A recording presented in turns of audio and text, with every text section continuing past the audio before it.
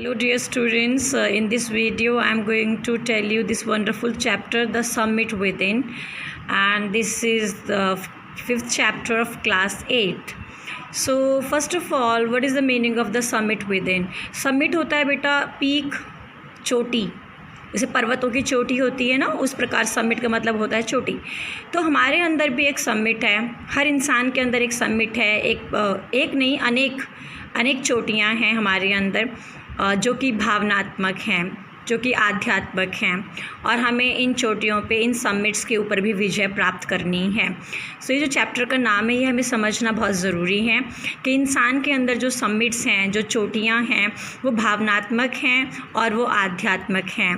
जैसे हमारे अंदर अगर हम बात करें, हमें अपने आप को समझना चाहिए कि हम आशावादी हैं कि नहीं हैं, हम परिश्रमी हैं कि नहीं हैं, हम कितने मेहनती हैं हम, या हम परोपकारी भी हैं या नहीं, या हम दूसरों की मदद भी करते हैं या नहीं। तो इस प्रकार इंसान के अंदर बहुत सारी समिट्स होती हैं, बहुत सारी चोटियाँ होती हैं, जिसे हमें जानना चाहिए और जिसे हमें जीतना चाहिए। ये समिट्स बेटा नेगेटिव भी हो सकती हैं। हमारे अंदर डर भी होता है, हमें अपने डर के ऊपर जीत हासिल करनी चाहिए। हमें असमंजस होता है, हमें कभी भी असमंजस में नहीं रहना चाहिए। तो इसी प्रकार इस चैप्टर में HPS आहलूवालिया ने अपने एक्सपीरियंस के बारे में बताया कि जब उन्होंने माउंट एवरेस्ट की चढ़ाई की है 1965 में, तो उनको कैसा लगा, उनका क्या एक्सपीरियंस था, उनका क्या अनुभव था। तो वो हम इस चैप्टर में पढ़ेंगे कि मेजर HPS आहलूवालिया ने जब 1965 में माउंट एवरेस्ट, जो कि दुनिया की सबसे हाईएस्ट पीक है, चोटी है, जब उन्होंने उस पर फतह किया, उसके ऊपर वो गए, चढ़े, तो उनका क्या अनुभव रहा। जैसे बेटा मैंने आपको बताया, इस चैप्टर का नाम है द समिट विद इन। हर इंसान के अंदर कोई ना कोई अच्छाई होती है और बुराई होती है। हमें ये समझना है कि ये चैप्टर हमें ये बताना चाहता है कि इंसान की जो अच्छाई हैं वो हमें अपने अंदर ढूंढनी है, और बुराइयों को भी ढूंढना है, और अच्छाइयों को हमें फैलाना है और बुराइयों को हटाना है। सो हमें हमें हर चैप्टर का मतलब पहले पता होना चाहिए।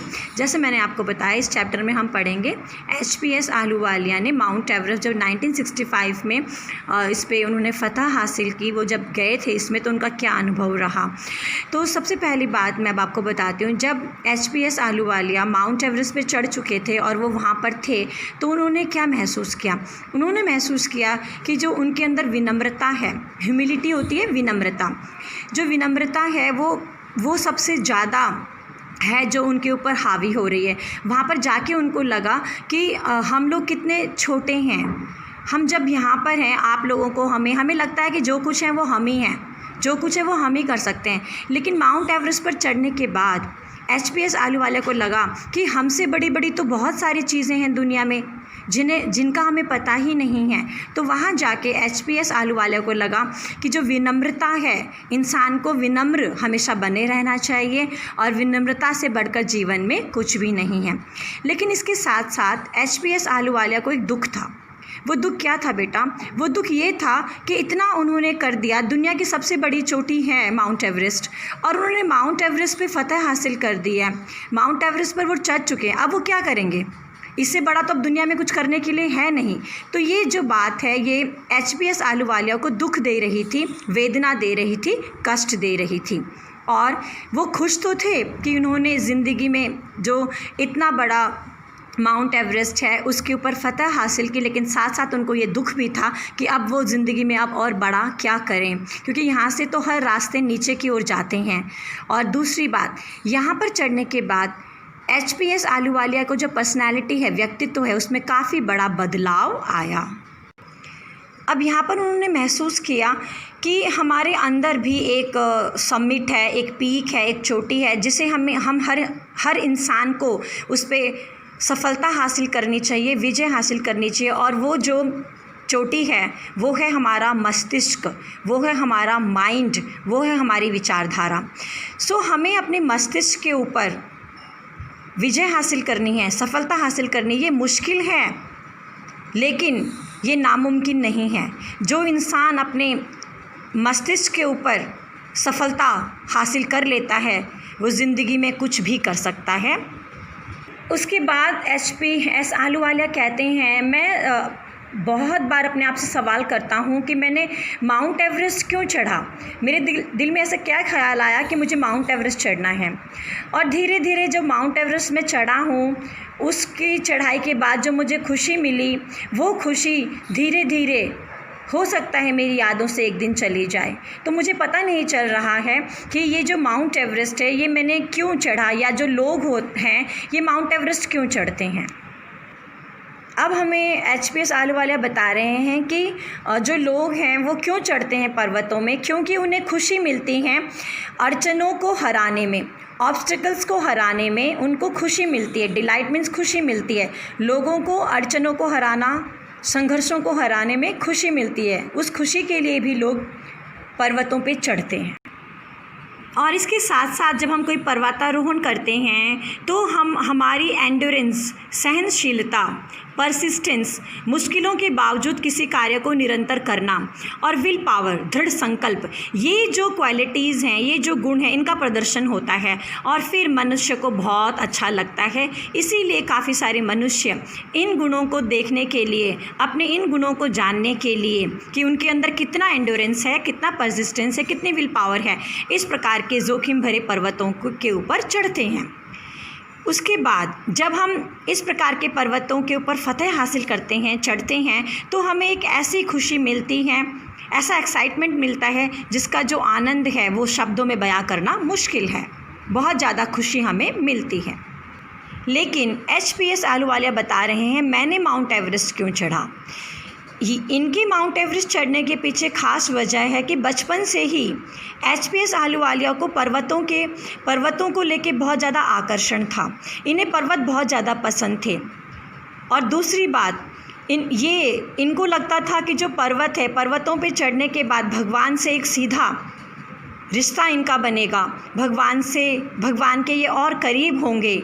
इन दो कारणों की वजह से HPS आहलूवालिया ने माउंट एवरेस्ट को चुना और 1965 में सफल रहे उसके ऊपर चढ़ने में।